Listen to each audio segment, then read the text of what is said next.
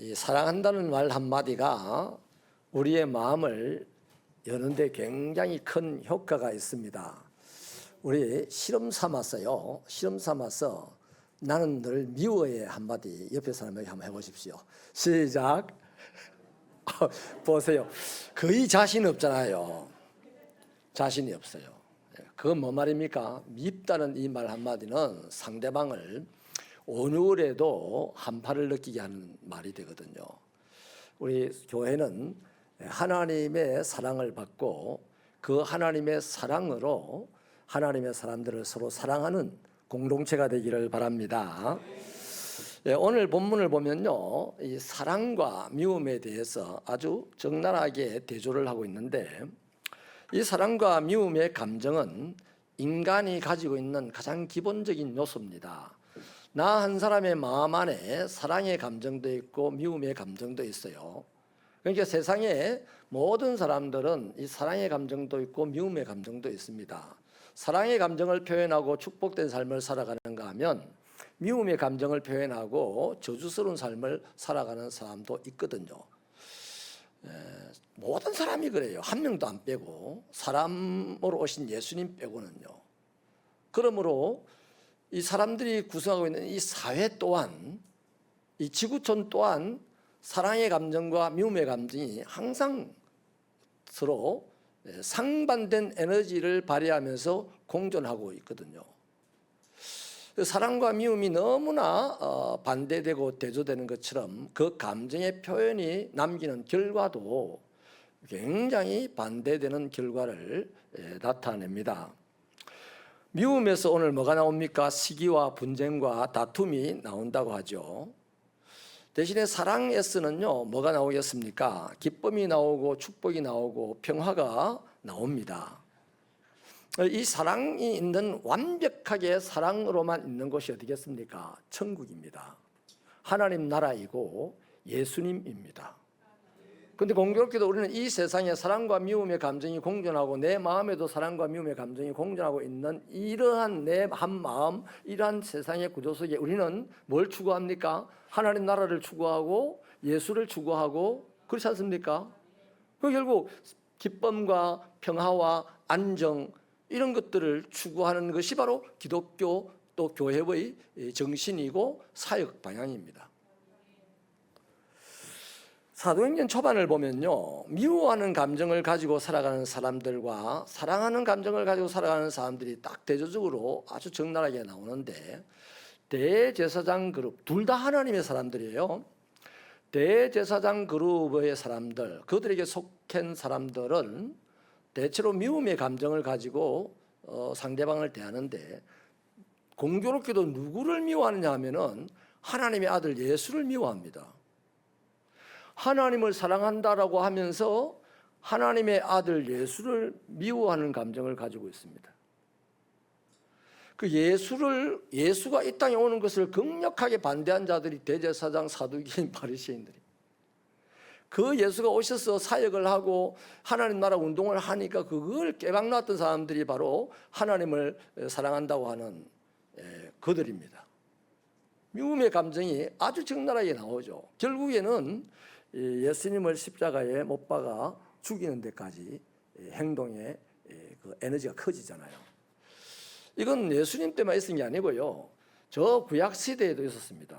구약 시대에 대부분의 하나님의 사람들이 올바른 하나님의 사람, 선지자들을 때렸어요.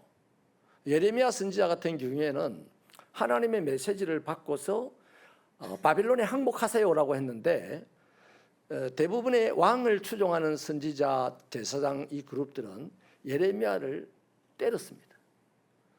때리다 안 되니까 진흙 구덩이에다가 가둬 가지고 굶겨 죽이려고 했습니다.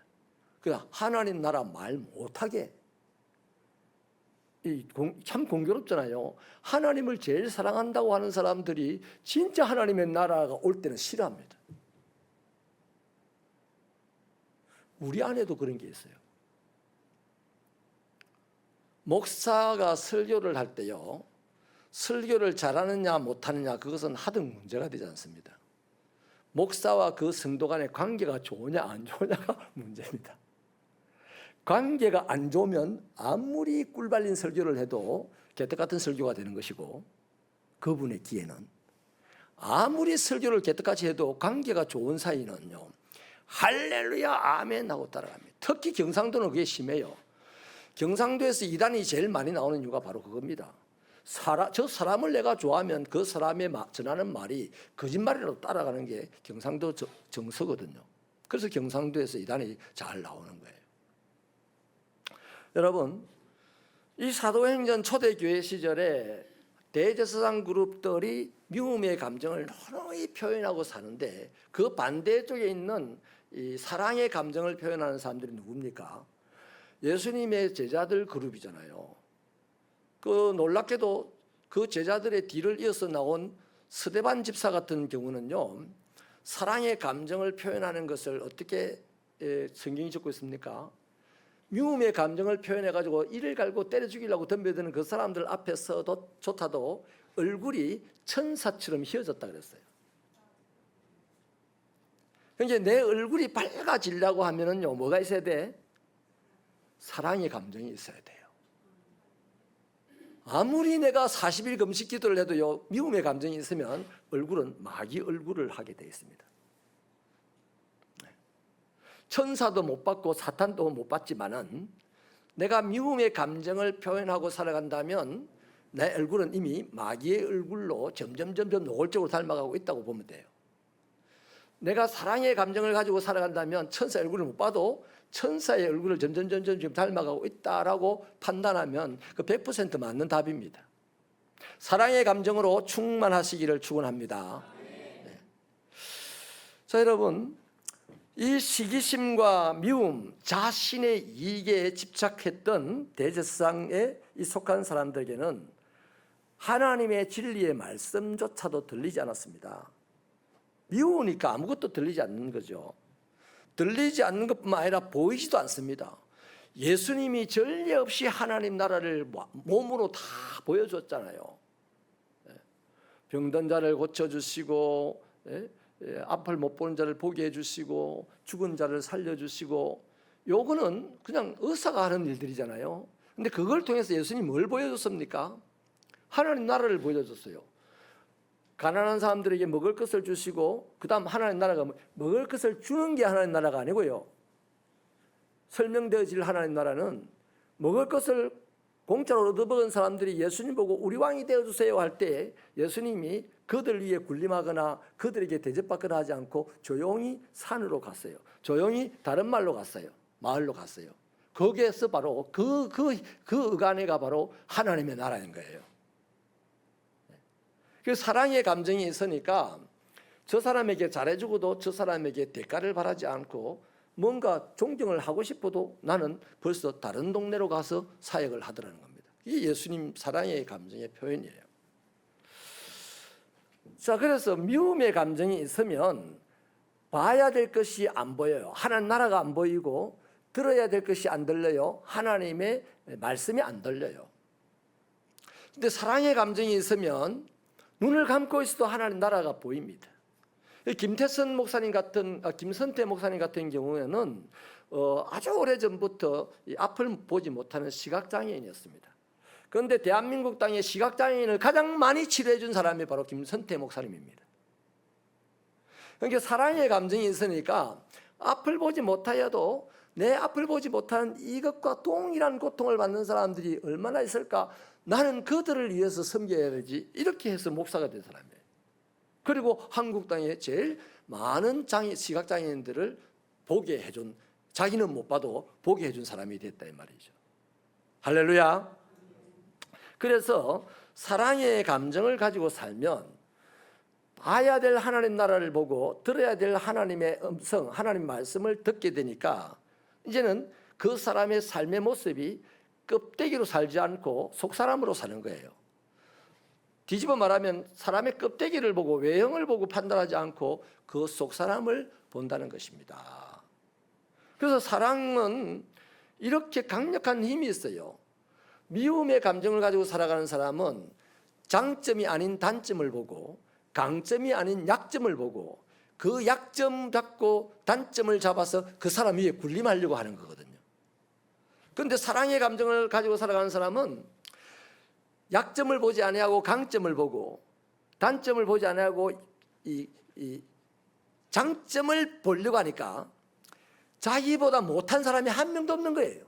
다 자기보다 훌륭한 겁니다. 내가 박사 학위를 가지고 있는데도 불구하고 초등학교밖에 못 나와서 차를 어떻게 탈지도 모르는 그 사람에게도 종처럼 섬겨줄 수 있는 능력이 생기는 거예요. 이게 사랑의 힘입니다. 할렐루야. 우리 예수님 간만 보면 그런 식으로 사셨잖아요. 자, 그래서 여러분, 우리는 지금 스스로를 점검할 수 있습니다. 나는 사랑의 감정을 가지고 신앙생활을 하는가, 사랑의 감정을 가지고 사람을 대하는가. 본인 스스로 점검이 돼요. 이거는 다른 사람보다 스스로가 점검이 돼요. 뒤집어서 나는 미움의 감정을 가지고 교회를 섬기는가, 아니면 미움의 감정을 가지고 다른 사람을 대하는가. 이건 뻔히 자기가 생각만 해보면 벌써 답이 나오거든요. 그래서 목사는 여러분에게 사랑의 감정을 가지고 사람을 대하고, 사랑의 감정을 가지고 가정을 대하고, 이 가정 부분은 조금 이따 말씀드릴게요. 사랑의 감정을 가지고 교회를 대하시길 바랍니다. 그러면 강점이 보였어. 그러면 장점이 보였어. 얼굴이 기뻐집니다. 그래서 천사의 얼굴로 닮아가게 되는 거예요. 거기에 좋으니까 즐거운 마음으로 십자가를 지고 갈 수도 있습니다.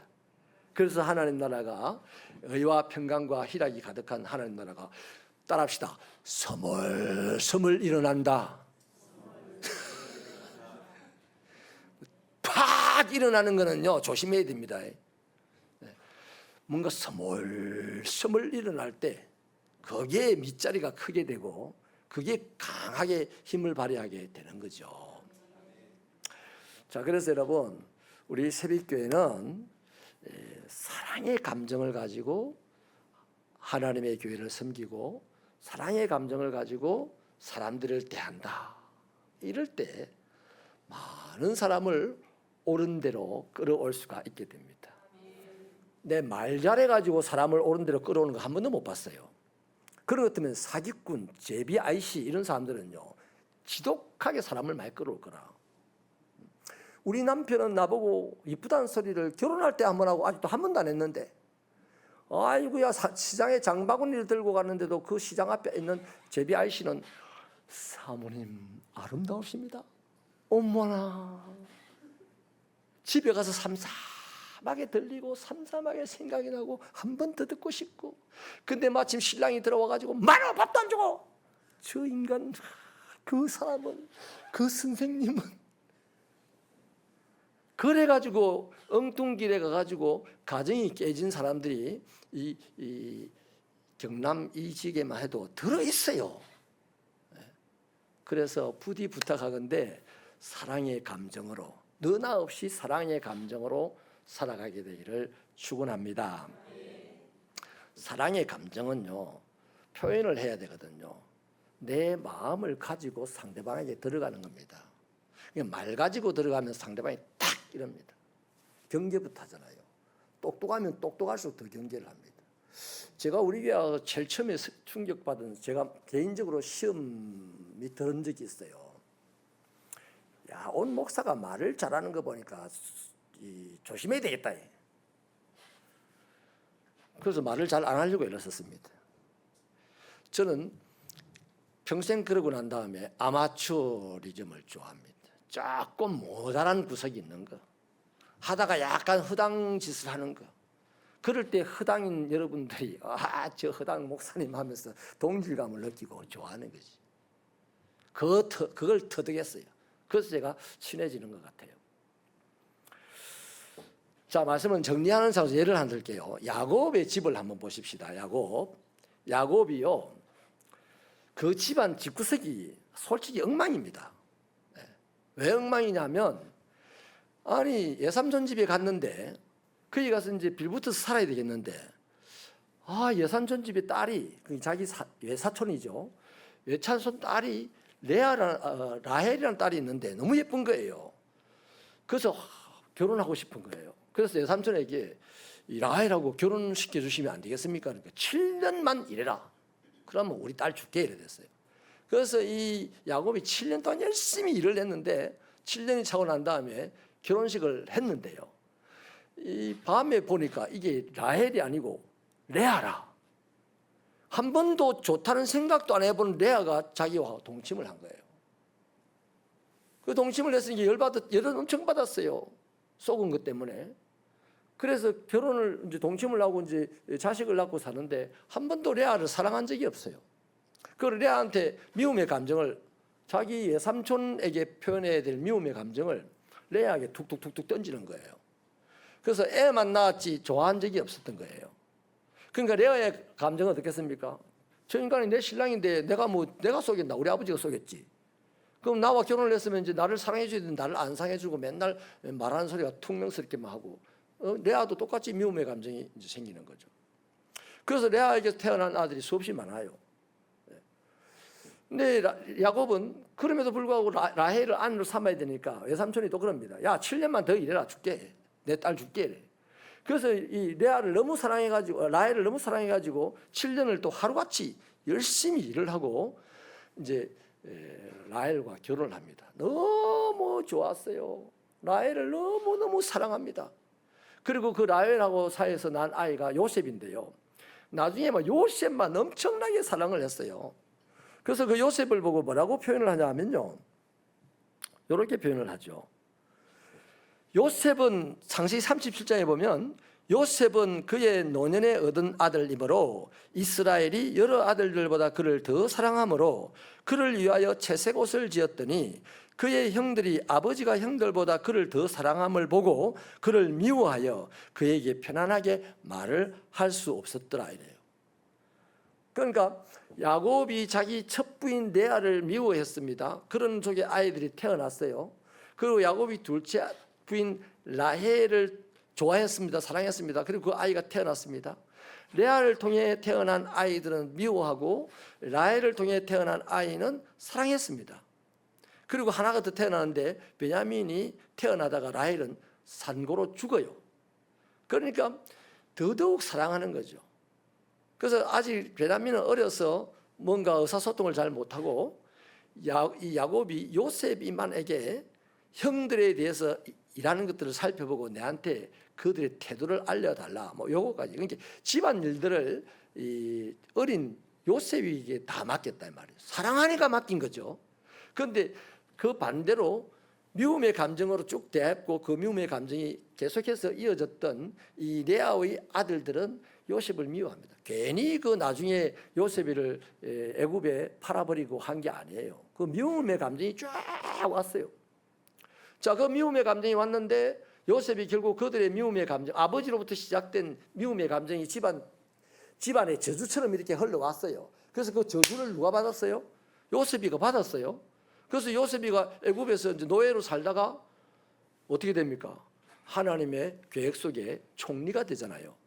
그러면 요셉이가 애굽의 총리가 되고 세상 권세를 다 가졌으면 마침 이 팔레스타인의 흉년이 들어서 요셉의 형들이 자기를 팔았던 자기를 미워했던 형들이 양식을 사러 왔을 때 요셉에게도 미움의 감정이 있었다면 어떻게 되겠습니까?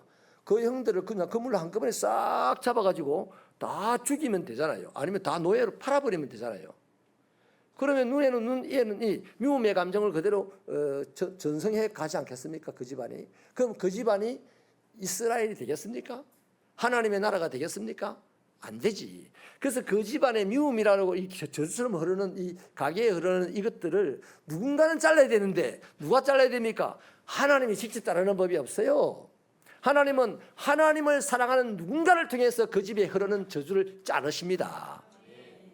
그 누군가가 누굽니까? 사랑의 감정으로 살아가는 하나님의 사람. 그래서 요셉이는요,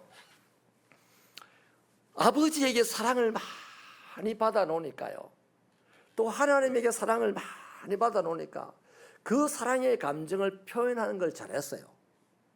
그렇게 잘하고 살다가 결국에는 노예가 되고 애굽의 총리가 되는데, 애굽의 총리가 되고 난 다음에 형들이 와서 그럽니다. 아이고야, 우리가 죽게 생겼구나, 우리를 용서해달라, 이렇게 요셉에게 부탁을 하자 요셉이 사랑의 감정을 이렇게 표현합니다. 형님, 형님들이 나를 노예로 팔은 것이 아니고요, 하나님께서 우리 민족을 구원하기 위하여 나를 먼저 이곳에 보내셨습니다. 만약에 미움의 감정을 계속해서 갖고 있었다면 어떡하겠습니까? 처치해야 될 사람이 많습니다. 일단 보디발부터 처치하고, 보디발 안에 처치하고, 술 맡은 가는자 처치하고, 착착착착 처치하고, 그러다 보면 이 애굽의 왕이 저거 성질 독하네, 저거 나중에 반역을 이렇게 해서 내 자리도 탐내겠네, 이렇게 하고 애굽의 왕이 처단하지 않겠습니까? 그런데 요셉이는 항상 사랑의 감정을 표현하며 살았고, 그 감정의 최고의 표현이 누굽니까? 형님들에게, 형님들 두려워하지 마세요, 걱정하지 마세요. 형님들이 나를 이 땅에 팔아버린 것이 아니고 하나님께서 우리 민족을 구하기 위하여 나를 이곳에 먼저 보내셨나이다. 이야, 이게 사랑입니다.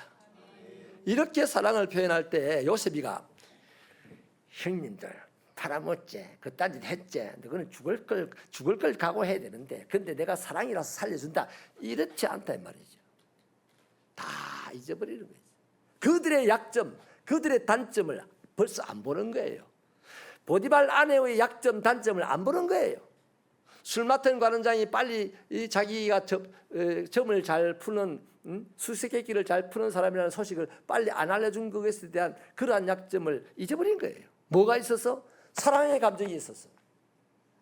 사랑의 감정이 있어서 잊어버리고, 극적인 순간에 사랑의 감정을 표현하니 그 얼굴은 천사처럼 휘어질 것은 당연하다 이 말이에요. 말씀을 마치겠습니다. 여러분, 전도 많이 하는데요, 말로 해서 전도한 사람들이 옵니까? 뭐 몇 번 따로는 옵니다. 본인의 마음에 예수 믿겠다는 마음이 안 드는데 말 잘한다고 오겠어요? 최고의 전도는 제가 일전에 뭐라고 했습니까? 따라합시다. 나의 웃는 얼굴이다. 여러분, 제가 여기 17년째 살고 있는데요, 저도 참 지독하게 나쁜 사람이에요. 조금만 미우면 그 사람만 만나면 인사도 내가 안 합니다. 저도 그러죠. 중국집 그 철가방 들고 올라가는 분이 철가방 가지고 내 좀 쳤다고 말이죠. 철가방 좀 당겨주세요.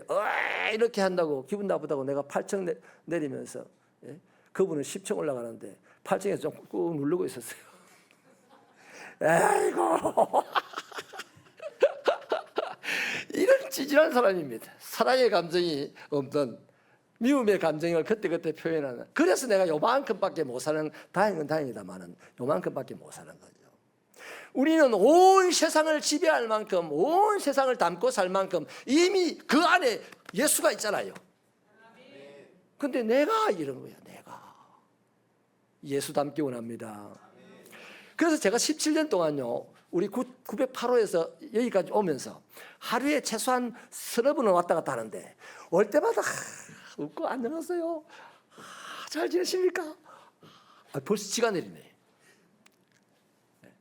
그렇게 웃고 다니면 사람들이 처음에는 저게 미쳤나 하겠죠. 목사는 원래 저런가 하겠죠. 그 다음에 사람이 괜찮네 하겠죠. 그 다음에 뭐 하겠습니까? 저 사람 행복해 보이네. 저 사람 믿는 예수가 참 대단한가 보다. 사는 거는 내보다 못 사는 것 같은데 왜 저렇게 얼굴이 환하지? 왜 그렇게 즐겁게 살지? 천국은 돈과 건강과 명예다. 그렇습니까? 천국은 뭐다? 의와 평강과 희락이다. 근데 우리는 돈 있으면 하하 하다가 돈 없으면 누가 좀 나를 알아주면 하하 하다가 안 알아주면, 이게 우리의 실존이야. 참 서글프다. 이런 싸구리에서 고퀄리티 인생으로 갈아타시기를 축원합니다. 딱 하나입니다. 사랑에 힘이 있으면 돼요. 사람의 감정은 이미 예수님이 우리에게 주셨으니 그 감정을 잘 표현하는 저와 여러분 되시기를 축원합니다. 하나님, 우리 아버지 하나님 사랑이시고 우리 예수님 그 사랑을 적나라하게 표현하셨고 그 사랑을 힘입고 오늘 우리가 영원한 생명을 누리며 살게 되었사오니 우리도 사랑하며 살게 하여 주시옵소서. 가까이에 있는 가족과 또 친지와 또 성도를, 이웃을 사랑할 수 있는 우리가 되게 하여 주옵소서. 예수님 이름으로 기도하옵나이다. 아멘.